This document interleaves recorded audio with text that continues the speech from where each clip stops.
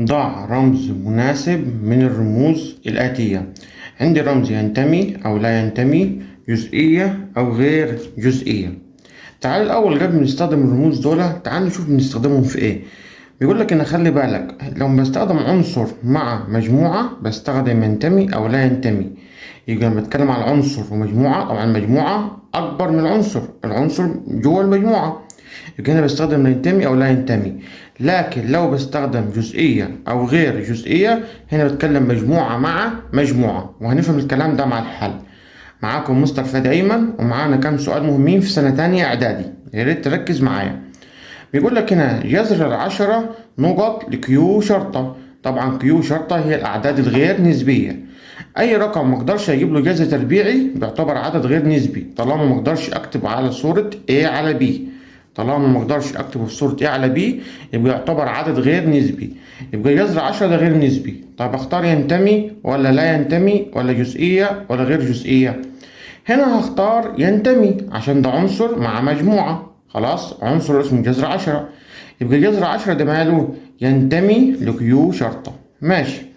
بيقول لك ان القيمة المطلقة لسالب 7. سالب 7 لما نجيب القيمة المطلقة تطلع موجب 7.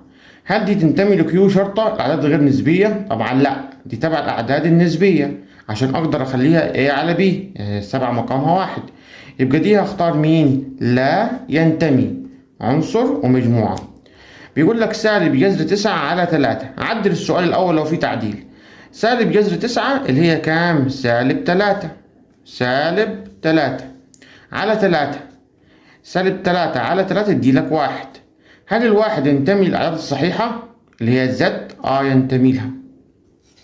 طالما ينتمي الواحد ينتمي لها خلاص يبقى هو عنصر مع مجموعة. هنا عندي مجموعة جواها الجذر التكعيبي للتمانية والجذر التربيعي للتسعة. عدي لو في تعديل.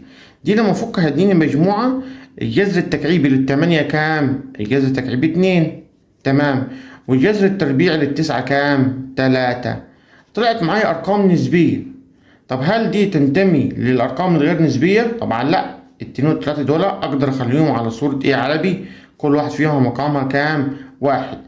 يبقى دي كيو شرطة، يبقى ايه؟ دي الارقام دي مش تبعها، يبقى اختار مين؟ غير جزئية. طب اشمعنى؟ ليه ما قلتش لا ينتمي؟